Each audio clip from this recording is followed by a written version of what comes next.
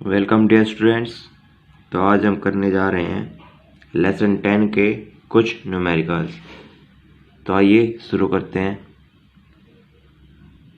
तो फर्स्ट हमें दे रखा है calculate the force of gravitation due to earth on a ball of 1 kg mass lying on the ground. तो हमें ग्रेविटेशन का फोर्स निकालना है ड्यू टू अर्थ के कारण ऑन ए बॉल के ऊपर, और बॉल का मास कितना है 1 kg ऑन द ग्राउंड के ऊपर। तो हमें वैल्यूज दे रखी है mass of earth, radius of earth and g की वैल्यू दे रखी है। जी जो यहाँ पर कांस्टेंट होता है। आइए अब इसको सॉल्व करते हैं। तो according to universal law of gravitation F किसके इक्वल होता है? F is equal to G into M1 into M2। यहाँ पर M का मतलब मास एंड अपॉन रेडियस का स्क्वायर। तो G की वैल्यू हमें दे रखी है यहाँ पर 6.7 into 10⁻⁻11 newton metre square per kg square. और हमें मास ऑफ अर्थ कितना दे रखा है 6 इंटू 10⁻24 kg। मास तो हमेशा kg में होता है। एंड मास ऑफ बॉल वो हमें दे रखा है 1 kg। तो मास ऑफ अर्थ को हम मान लेंगे m1 and mass of ball को हम मान लेंगे m2। और रेडियस हमें कितनी दे रखी है? Radius is equal to 6.4 into 10⁻³ kilometre. यह हमें रेडियस दे रखी है, या हम ये भी कह सकते हैं कि distance between centre of earth and ball. तो आइए अब वैल्यू पुट करते हैं। तो उसके लिए हमें पहले इस किलोमीटर को मीटर में चेंज करना होगा। तो चेंज करते हैं 6.4 इंटू 10⁻³ इंटू 1000। तो मल्टीप्लाई करने पर हमारे पास आंसर आता है 6.4 इंटू 10⁻6 मीटर। तो अब हम इन सभी वैल्यूज को फॉर्मूले में पुट करते हैं।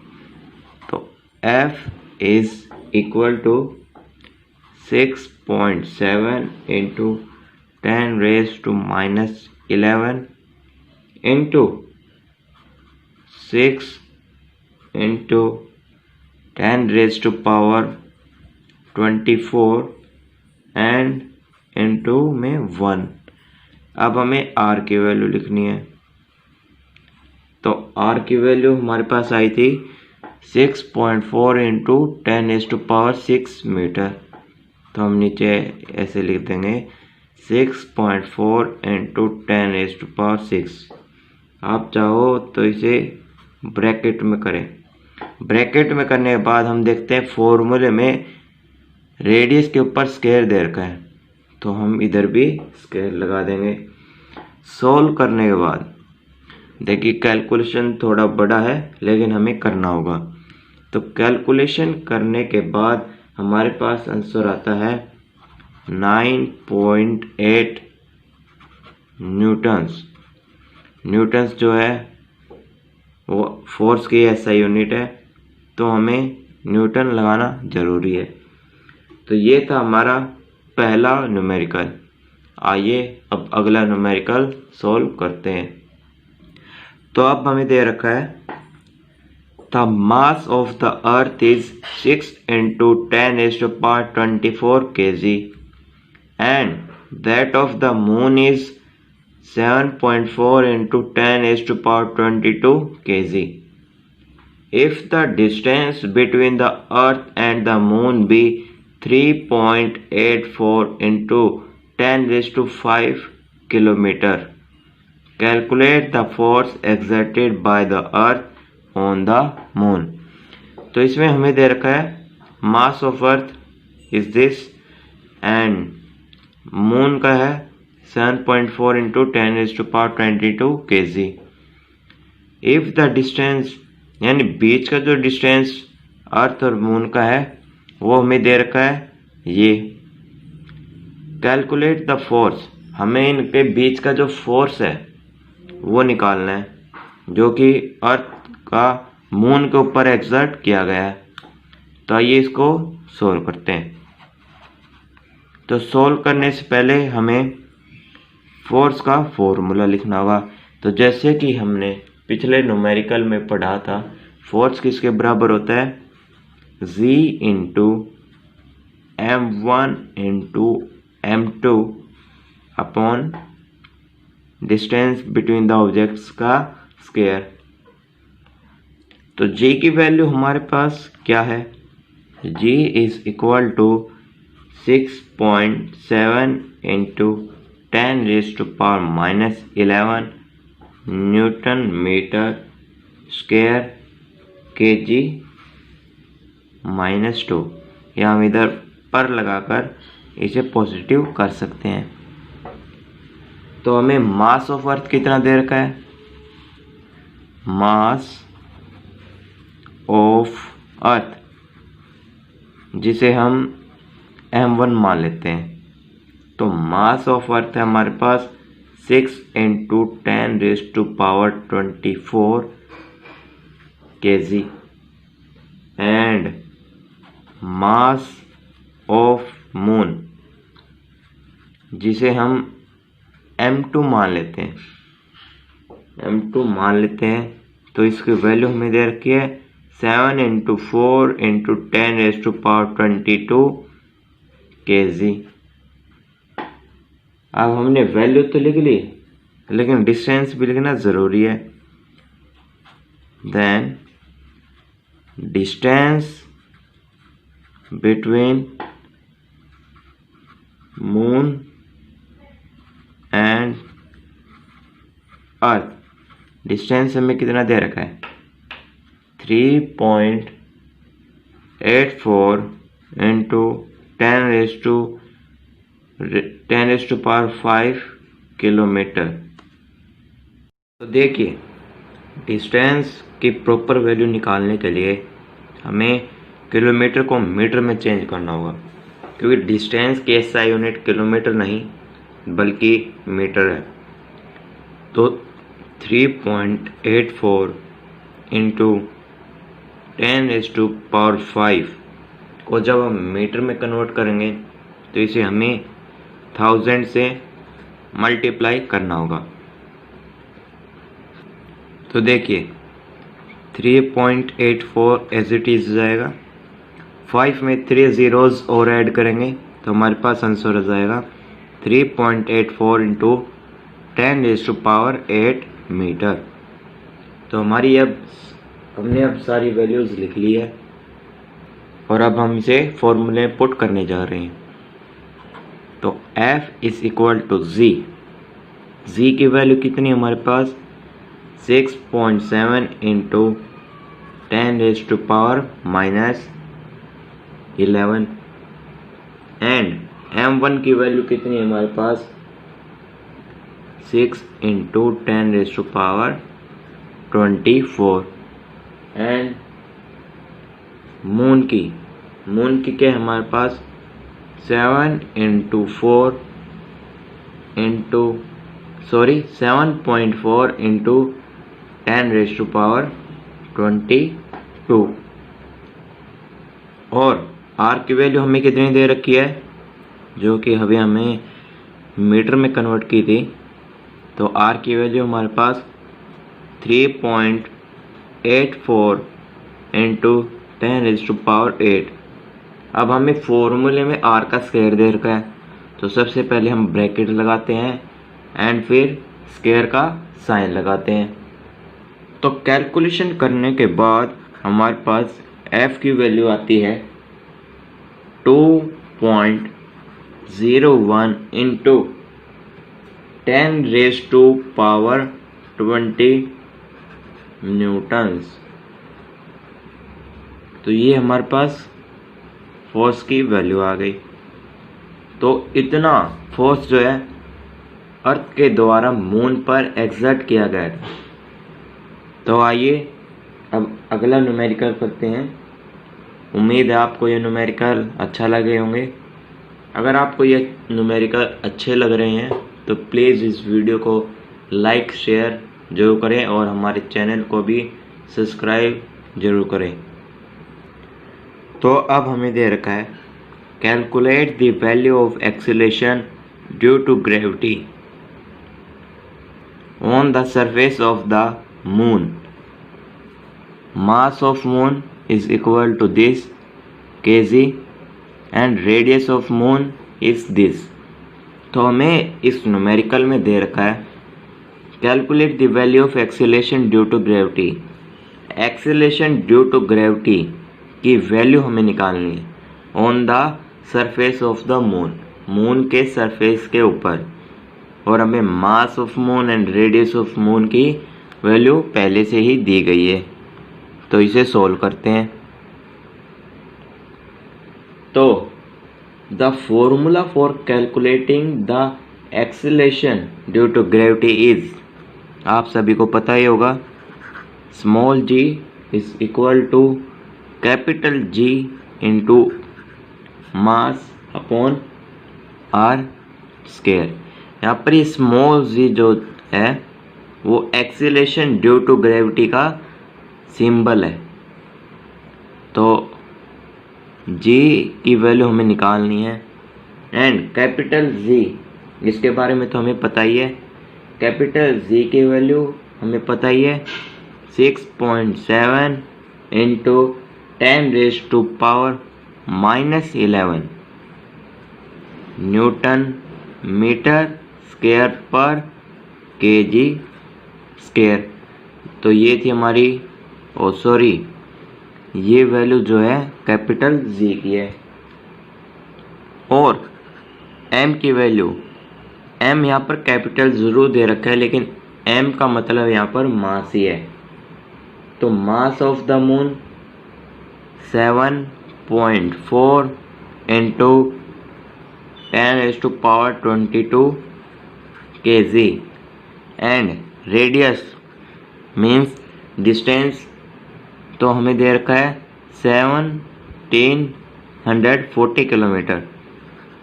तो 1714 किलोमीटर। तो जैसे कि मैंने आपको पहले भी बताया था कि डिस्टेंस की वैल्यू हमेशा मीटर में ही होगी। तो इसे मीटर में कन्वर्ट करने के लिए हमें इसे 1000 से मल्टीप्लाई करना होगा।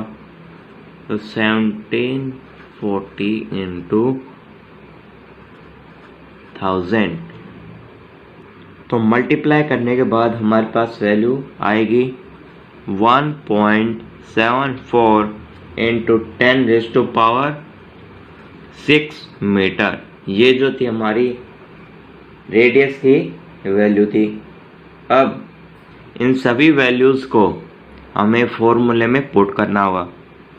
तो g की वैल्यू हमें निकालनी थी। तो कैपिटल G की वैल्यू हमारे पास है 6.7 इंटू 10⁻11 एंड मास की वैल्यू हमारे पास है 7.4 इंटू 10⁻22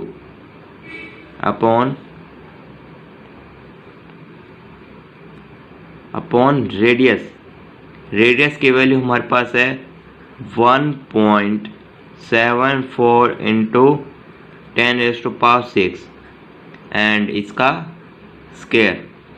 ये ध्यान रखना कि स्क्वायर लगाना बहुत ही ज़रूरी है, क्योंकि देखिए फॉर्मूले में हमें दे रखा था आर स्क्वायर, तो उसी के अकॉर्डिंग हमें वैल्यू भी लिखनी होगी। तो इसकी कैलकुलेशन करते हैं।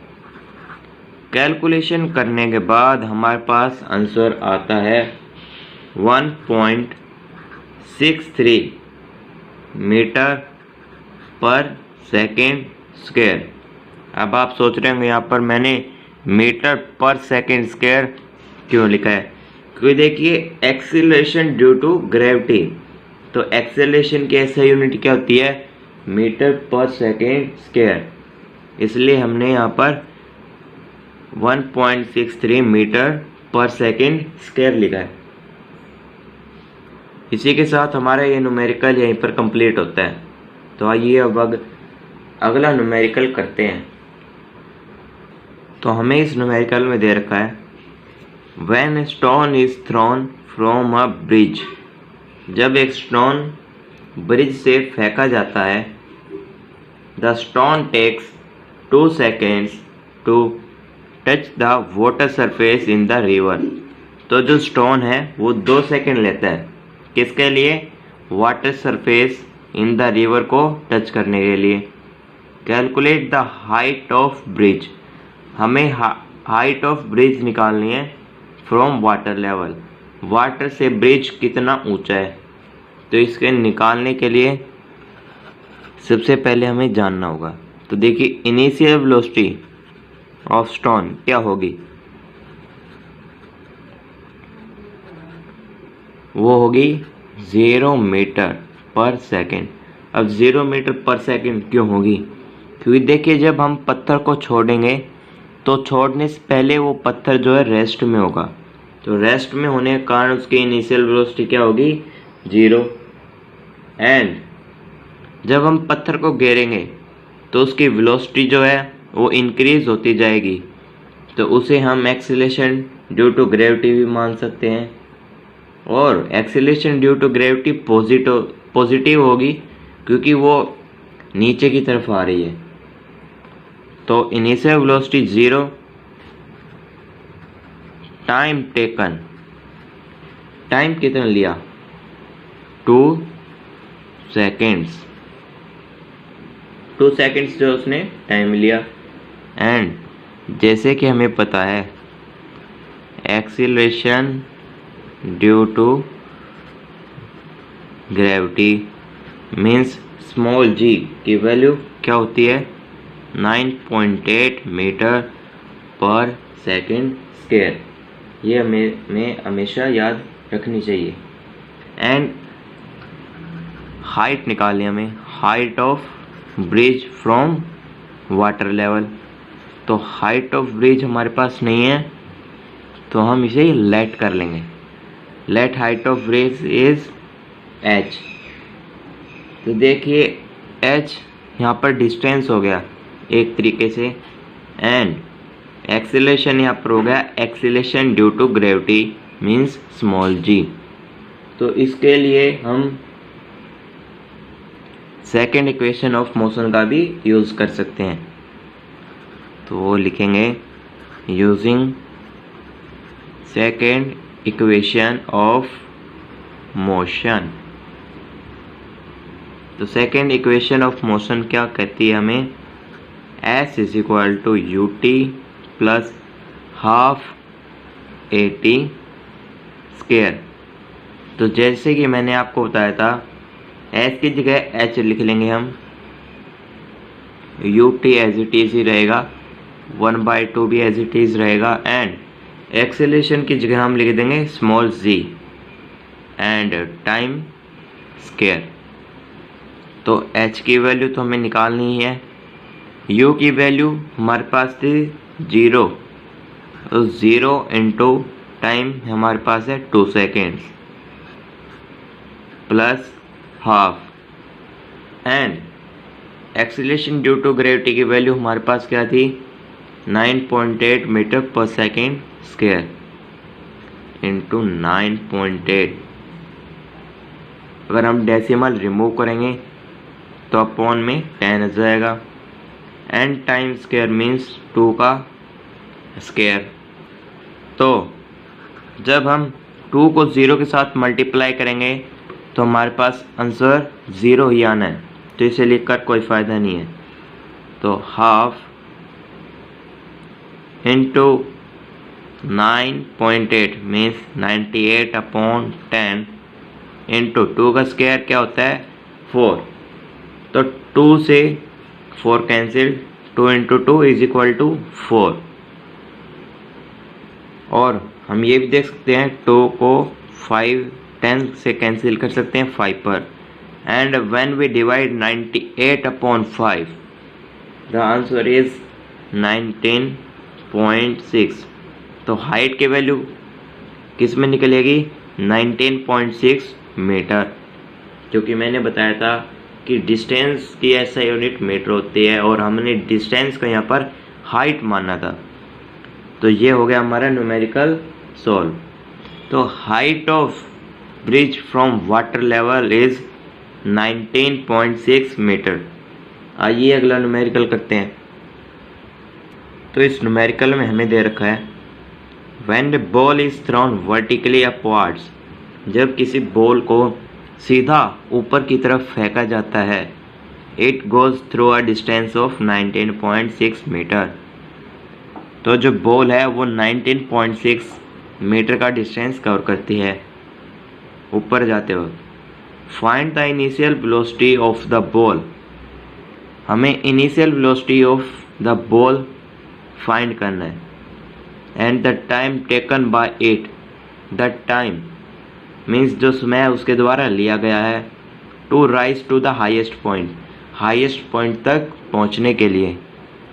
तो हम फिर से एस को हम एच मान लेते हैं मीन्स हाइट मान लेते हैं, एंड एक्सीलरेशन को हम मान लेते हैं एक्सीलरेशन ड्यू टू ग्रेविटी। तो इसे सॉल्व करते हैं। तो इनिशियल वेलोसिटी क्या होगी, इनिशियल वेलोसिटी हमारे पास है 0, क्योंकि जब भी कोई चीज़ रेस्ट से स्टार्ट होती है मीन्स मोशन में आती है तो उसकी इनिशियल वेलोसिटी क्या होती है 0, एंड फाइनल वेलोसिटी भी 0 ही होगी, क्योंकि जब भी कोई चीज़ अपने हाईएस्ट पॉइंट पर पहुंच जाती है तो उसकी फाइनल वेलोसिटी क्या होती है हमेशा 0। तो इनिशियल भी 0, फाइनल भी 0। लेकिन हम क्वेश्चन के अकॉर्डिंग देखें तो हमें फाइंड द इनिशियल वेलोसिटी दे रखा है, यानी हमें इनिशियल वेलोसिटी की वैल्यू फाइंड करनी है। तो हम यहाँ पर 0 नहीं लिख सकते, जी हाँ नहीं लिख सकते। इनिशियल वेलोसिटी हमें फाइंड करनी है, एंड फाइनल वेलोसिटी क्या है हमारे पास 0, and acceleration due to gravity means g की वैल्यू हमारे पास क्या होती है 9.8 into 10 raise to power g की वैल्यू हमारे पास होती है 9.8 मीटर पर सेकेंड स्क्वायर। लेकिन यहाँ पर हमें नेगेटिव 9.8 लेना होगा। अब क्यों लेना होगा कि बॉल नीचे की तरफ नहीं बल्कि ऊपर की तरफ उछाली गई है, तो धरती से दूर जा रही है। तो दूर जा रही है तो उसका एक्सीलरेशन ड्यू टू ग्रेविटी क्या होगा नेगेटिव, एंड अगर नीचे की तरफ आती तो होता पॉजिटिव। तो अब हो गया नेगेटिव। एंड हमें हाइट भी निकालनी है, हाइट की वैल्यू तो हमें दे रखी है। तो हाइट की वैल्यू है 19.6 मीटर। तो हमें टाइम भी निकालना है कि उसे हाईएस्ट पॉइंट पर रीच करने के लिए कितना टाइम लगा। तो इसे निकालने के लिए हम थर्ड इक्वेशन ऑफ मोशन का यूज करेंगे। तो थर्ड इक्वेशन ऑफ मोशन क्या होती है v² is equal to u² plus 2as। लेकिन यहाँ पर फॉर्मूला फिर से चेंज हो जाएगा। एक्सीलरेशन को हम एक्सीलरेशन ड्यू टू ग्रेविटी लिख देंगे मीन्स g, एंड डिस्टेंस को हम h लिख देंगे। तो हमें इस इक्वेशन को यूज़ करना है। तो v हमारे पास है 0, 0 का स्क्वायर, u हमें निकालना है, एंड 2 इंटू जी की वैल्यू हमारे पास कितना है -9.8, एंड हाइट की वैल्यू हमें दे रखी है 19.6 मीटर। तो अब हम इसकी कैलकुलेशन करते हैं। तो 0 का स्क्वायर जैसे कि हमें पता है 0 ही होता है, u square as it is रहेगा। यहाँ पर हम साइन बाद में लगाएंगे। तो 2 इंटू -9.8 जब मल्टीप्लाई होगा तो हमारे पास आंसर आएगा -19.6 इंटू 19.6। तो u स्क्वायर हमारे पास क्या जाएगा 19.6 का स्क्वायर से स्क्वायर कैंसिल, तो u की वैल्यू हमारे पास आ गई है 19.6 मीटर पर सेकेंड। तो u की वैल्यू हमारे पास निकल चुकी है, लेकिन हमें अभी टाइम भी निकालना है। मैक्सिमम हाइट को रीच करने के लिए उसे कितना टाइम लगा। तो t फाइंड करने के लिए हमें फर्स्ट इक्वेशन ऑफ मोशन का यूज़ करना होगा। तो फर्स्ट इक्वेशन ऑफ मोशन क्या होती है, v is equal to u plus at। तो यहाँ पर हम फिर से a की जगह हम g मान लेंगे। तो v कितना हमारे पास, v तो हमें 0 दे रखा था। u की वैल्यू हमारे पास आ गई थी 19.6 प्लस g की वैल्यू, अब g की वैल्यू फिर से नेगेटिव आएगी -9.8, एंड t की वैल्यू हमें निकालनी ही है। तो 0 is equal to 19.6 plus minus -9.8 t। तो जैसे ही माइनस का उधर जाकर प्लस में होएगा, तो 9.8t इज इक्वल टू 19.6। तो अब यहाँ पर 9.8 मल्टीप्लाई में है, तो उधर जाकर ये डिवाइड में हो जाएंगी। तो 19.6 अपॉन 9.8, तो डिवाइड करने पर हमारे पास t की जो वैल्यू है वो आएगी 2 सेकेंड। तो अब हमारा ये न्यूमेरिकल कंप्लीटली सॉल्व हो चुका है। अब हम अगला न्यूमेरिकल करते हैं। तो इस न्यूमेरिकल में हमें दे रखा है a cricket ball is dropped from a height of 20 metres. एक क्रिकेट बॉल है जो कि 20 मीटर्स की हाइट से गिराई गई है, एंड हमें इसके दो पार्ट्स दे रखे हैं। पहले पार्ट में इसने कहा है calculate the speed of the ball when it hits the ground. जब बॉल जो है ग्राउंड को हिट करती है तो इसकी स्पीड कितनी होती है, and calculate the time it takes to fall to this height.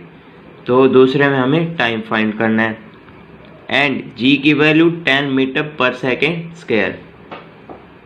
तो आप सोच रहे होंगे कि g की वैल्यू तो 9.8 मीटर पर सेकेंड स्क्वायर होती है, लेकिन अप्रोक्सीमेट हम 10 मीटर पर सेकेंड स्क्वायर ही मानते हैं। तो इसे अब हम सोल्व करने जा रहे हैं। तो फर्स्ट पार्ट सोल्व करने के लिए हमारे पास क्या दे रखा है, इनिशियल स्पीड हमारे पास कितनी है, 0 होगी, क्योंकि वो रेस्ट से मोशन में आई है। तो रेस्ट में वो उसकी इनिशियल स्पीड कितनी थी, 0, एंड फाइनल स्पीड। तो देखिए फाइनल स्पीड तो हमें फाइंड ही करना है, तो फाइनल स्पीड हमें फाइंड करना है। And acceleration due to gravity means g की वैल्यू हमें कितनी दे रखी है, 10 मीटर पर सेकेंड स्क्वायर। तो हम यहाँ पर लिख देंगे जी is equal to 10 metre per second square. And height हमें दे रखी है 20 मीटर। तो इसके लिए हम थर्ड इक्वेशन ऑफ मोशन का यूज करेंगे। Third equation of motion, third equation of motion हम इस सम के अकॉर्डिंग लिखेंगे। तो इक्वेशन बनेगी v square is equal to u square plus 2 a की जगह g एंड s की जगह h। तो अब हम वैल्यू पुट कर देते हैं। तो v की वैल्यू हमारे पास नहीं है, u की वैल्यू 0 एंड 2 इंटू जी की वैल्यू हमारे पास 10 एंड h की वैल्यू 20। तो v स्क्वायर 0 को हम हटा देंगे यहाँ से, क्योंकि इसका कोई फर्क नहीं पड़ने वाला है। 2 into 10 20 and 20 into 20 is equal to 400। तो जब हम स्क्वायर यहाँ से रिमूव करेंगे तो इधर अंडर रूट हो जाएगा। तो v की वैल्यू हमारे पास क्या हो जाएगी, अंडर रूट 400 की वैल्यू होती है 20, तो v हमारे पास हो जाएगी 20 मीटर पर सेकेंड। तो बी पार्ट में हमें इसका टाइम निकालना है। तो टाइम निकालने के लिए हम फर्स्ट इक्वेशन ऑफ मोशन का यूज़ करेंगे। तो v is equal to u plus 80 की जगह हम लिख देंगे gt एंड v की वैल्यू हमारे पास निकल के आ गई थी 20 मीटर पर सेकेंड। तो v की जगह हम लिख देंगे 20, u हमारे पास 0 था ही, g हमारे पास 10 एंड टाइम हमारे पास निकालना है नहीं हमारे पास। तो सॉल्व करने के बाद हो जाएगा 20 is equal to 10 into t 10t plus 0, कोई फर्क नहीं है। तो यहाँ पर मल्टीप्लाई में t के साथ 10, तो 10 इधर आकर डिवाइड में हो जाएगा। तो t किसके बराबर आ जाएगा 20/10। तब हम इसको कैंसिल आउट करेंगे तो t की वैल्यू मीन्स टाइम हमारे पास हो जाएगा 2 सेकेंड्स। अगर आपको ये न्यूमेरिकल्स अच्छे लग रहे हैं तो प्लीज़ लाइक जरूर कर दे वीडियो को। तो टाइम हमारे पास आ गया 2 सेकेंड्स। तो इधर ही हमारा ये न्यूमेरिकल सोल्व हो गया है। आइए अब हम नेक्स्ट न्यूमेरिकल करते हैं। तो यहाँ पर हमें दे रखा है a ball is thrown up with the speed of 15 metre per second. एक बॉल है वो ऊपर की तरफ फेंकी जाती है कितनी स्पीड से, 15 metre per second. How high will it go before it begins to fall. गिरना शुरू होने से पहले वह बॉल कितना ऊंचा जाती है, तो ये हमें फाइंड करना है। एंड जी की वैल्यू हमें एग्जैक्ट लेनी है, तो वैल्यू लेनी होगी हमें 9.8 मीटर पर सेकेंड स्क्वायर। तो सॉल्व करते हैं। तो इनिशियल वेलोसिटी या इनिशियल स्पीड भी लिख सकते हैं हम। इनिशियल स्पीड हमें कितनी दे रखी है 15 मीटर पर सेकेंड। तो देखिए हम फेंकेंगे तो इसकी इनिशियल स्पीड होगी एंड ऊपर जाते वक्त जब हाईएस्ट पॉइंट पर ये पहुंचेगी तो फाइनल वेलोसिटी जो होगी वो 0 होगी। ये मैंने आपको पहले भी बताया था। तो फाइनल स्पीड क्या हो जाएगी 0। अब 0 कैसे होगी ये मैंने आपको बता दिया। अब acceleration due to gravity means g की वैल्यू क्या है हमारे पास 9.8 मीटर पर सेकेंड स्क्वायर। देखिए हमें वही वैल्यू यूज़ करनी है जो सम में दे रखी है। अगर सम में वैल्यू नहीं दे रखी है तो हमें वैल्यू यूज़ करनी है 10 मीटर पर सेकेंड स्क्वायर। तो हमें दे रखा है 9.8 को यूज़ करना है, तो हमें 9.8 को ही यूज़ करना होगा।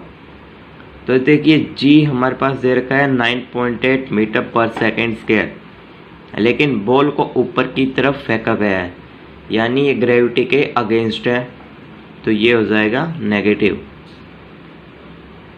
एंड हाइट तो हमें फाइंड करनी ही है, हाइट हमें फाइंड करनी है। तो इसके लिए हम फिर से थर्ड इक्वेशन ऑफ मोशन का प्रयोग करेंगे। तो थर्ड इक्वेशन ऑफ मोशन क्या होती है, v square is equal to u square plus 2a की जगह हम फिर से g एंड s की जगह h ले लेंगे। तो v की वैल्यू हमारे पास 0 है, u की वैल्यू 15 मीन्स 15 का स्क्वायर, यहाँ पर स्क्वायर दे रखा है, तो प्लस 2 इंटू जी की वैल्यू हमारे पास क्या है -9.8 इंटू में h की वैल्यू हमें निकालनी है। तो आगे सोल्व करते हैं। 15 का स्क्वायर हमारे पास होता है 225 प्लस माइनस होगा यहाँ पर 2 इंटू -9.8 मीन्स 19.6 एंड इंटू में h करेंगे तो h हो जाएगा। अब 19.6h किसके बराबर हो जाएगा, 225 के। कैसे, यहाँ पर माइनस में है तो इधर आकर कितना हो जाएगा, प्लस में हो जाएगा। 19.6h is equal to 225 as it is ही रहेगा। तो यहाँ पर 19.6h जो है मल्टीप्लाई में है, तो बॉर्डर पास जाकर 19.6 जो है डिवाइड में हो जाएगा। तो 225 अपॉन 6 एंड डेसिमल रिमूव करेंगे तो ऊपर अपॉन में 10 चला जाएगा। तो सॉल्व करते हैं इसे। तो सॉल्व करने के बाद हमारे पास h की वैल्यू आएगी 11.4 मीटर। तो ये हमारी हाइट निकल चुकी है। तो ये था हमारा न्यूमेरिकल, ये भी सॉल्व हो चुका है। अब अगला न्यूमेरिकल देखते हैं। तो अब हमें ये न्यूमेरिकल सॉल्व करना है, जिसके अंदर हमें दे रखा है mass of a body is 5 kg, यानी एक बॉडी है जिसका मास कितना है 5 kg। What is its weight, इसका वेट कितना होगा। तो ये बिल्कुल सिंपल है। कैसे है, तो देखिए इसके लिए हमें एक फॉर्मूला लगाना होगा, weight is equal to mass into acceleration due to gravity means g। तो देखिए mass of body means m हमें कितना दे रखा है 5 kg एंड g की वैल्यू तो हमें पता ही है क्या होती है 9.8 metre per second square. Wait हमें निकालना है, तो वेट निकालने के लिए हमें ये वैल्यूज़ को जो है फॉर्मूले में पुट करना होगा। तो 5 इंटू 9.8 डेसिमल रिमूव करेंगे तो अपॉन 10, तो कैंसिल करेंगे 5 to the 10 and when you multiply 2 with 49 the answer is 98। तो वेट हमारे पास क्या आ जाएगा 49। तो वेट की जो एसआई यूनिट क्या होती है, वो भी फोर्स वाली एसआई यूनिट ही होती है, क्योंकि वेट भी एक तरीके का फोर्स ही है। तो वेट की एसआई यूनिट भी न्यूटन ही है, तो आंसर हो जाएगा 49 न्यूटन्स। तो इस तरह के हमें और भी सवाल मिलेंगे, तो आप उसे इसी तरीके से यही फॉर्मूला लगाकर weight is equal to mass into g लगाकर उसे सॉल्व कर सकते हैं। ये न्यूमेरिकल अब हमारा पूरा सॉल्व हो चुका है। इस न्यूमेरिकल में हमें दे रखा है what is the mass of an object whose weight is 49 newtons. तो ये जो न्यूमेरिकल है पिछले वाले न्यूमेरिकल के बिल्कुल उल्टा है। तो इसे सोल्व करने का फॉर्मूला वही रहेगा लेकिन तरीका बदल जाएगा। तो देखते हैं। तो वेट किसके बराबर था हमारा, mass into acceleration due to gravity. तो मास की वैल्यू हमारे पास नहीं है, वेट हमें दे रखा है 49 न्यूटन्स एंड जी की वैल्यू तो हमें पता ही है 9.8 मीटर पर सेकेंड स्क्वायर। तो जी की वेट हमें दे रखा है, जी हमें दे रखा है, मास हमें फाइंड करना है। तो मास फाइंड करने के लिए जी जो यहाँ पर मल्टीप्लाई में वो बॉर्डर पार जाकर डिवाइड में हो जाएगा। तो mass is equal to weight upon में जी एंड वेट हमें दे रखा है 49 एंड जी हमें दे रखा है 9.8। डेसिमल रिमूव करेंगे तो ऊपर 10 आ जाएगा। तो इसको कैंसिल आउट कर सकते हैं हम। 2 5 10 and 2 into 49 is equal to 98। तो 49 से 49 कैंसिल, यहाँ पर 5 जो है बच जाएगा। तो मास हमारे पास कितना आ जाएगा 5 kg। देखिए मास की ऐसा यूनिट होती है किलोग्राम, जिसको हम शॉर्टकट में लिखते हैं kg। तो मास की वैल्यू आ गई 5 kg। अगला न्यूमेरिकल देखते हैं। तो इस न्यूमेरिकल में हमें दे रखा है how much would a 70 kg man weigh on the moon. एक 70 किलो का आदमी है, वो मून पर कितना वेट होगा उसका। What would be his mass on the earth and on the moon. उसी आदमी का मास जो है अर्थ पर कितना होगा और मून पर कितना होगा। And acceleration due to gravity of moon. तो acceleration due to gravity of moon 1.63 metre per second square हमें दे रखा है। तो सॉल्व करने से पहले मैं आपको एक बात बता देता हूँ कि मास जो है वो एवरीवेयर सेम ही रहता है, मीन्स कांस्टेंट। यानी आप कहीं पर भी चले जाओ आपका मास वही का वही ही रहेगा। अगर आपका मास अर्थ पर 40 किलो है तो मून पर वो 40 किलो ही होगा। तो अब इसे सोल्व करते हैं। तो देखिए हमें mass of man on moon कितना दे रखा 70 kg एंड जी की वैल्यू मून पर क्या दे रखी है हमें 1.63 मीटर पर सेकेंड स्क्वायर। तो जैसा कि हम जानते हैं वेट किसके बराबर होता है, mass into acceleration due to gravity. And mass हमें दे रखा है 70 and value of acceleration due to gravity on moon हमें दे रखी है 1.63। तो वेट हमारे पास आ जाएगा 114.1 न्यूटन। वेट की ऐसा यूनिट न्यूटन। तो अब आगे इस न्यूमेरिकल ने पूछा है कि उस मैन का मास जो है अर्थ पर कितना होगा और मून पर कितना होगा। तो जैसे कि मैंने आपको पहले बताया था mass is everywhere same, means mass जो है हर जगह कांस्टेंट रहता है। यानी कि अगर तो हम लिखते हैं if the mass of the man is 70 kg on moon, then it will be also 70 kg on earth because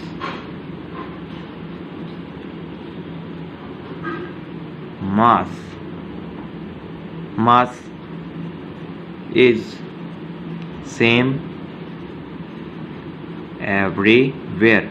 तो ये था हमारा न्यूमेरिकल। आज के वीडियो में बस इतने ही न्यूमेरिकल। अगले वीडियो में हम आपके लिए लेकर आएंगे लेसन 11 के कुछ न्यूमेरिकल्स। उम्मीद आपको ये वीडियो अच्छी लगी होगी। अगर आपको ये वीडियो अच्छी लगी है तो प्लीज़ लाइक शेयर ज़रूर करें इस वीडियो को, और चैनल को सब्सक्राइब करना ना भूलें, एंड साथ में ही बेल आइकन को भी प्रेस करें जिससे हमारी अगली वीडियो आप तक आसानी से पहुंच जाए। So friends, like share and comment. Thank you. Have a nice day.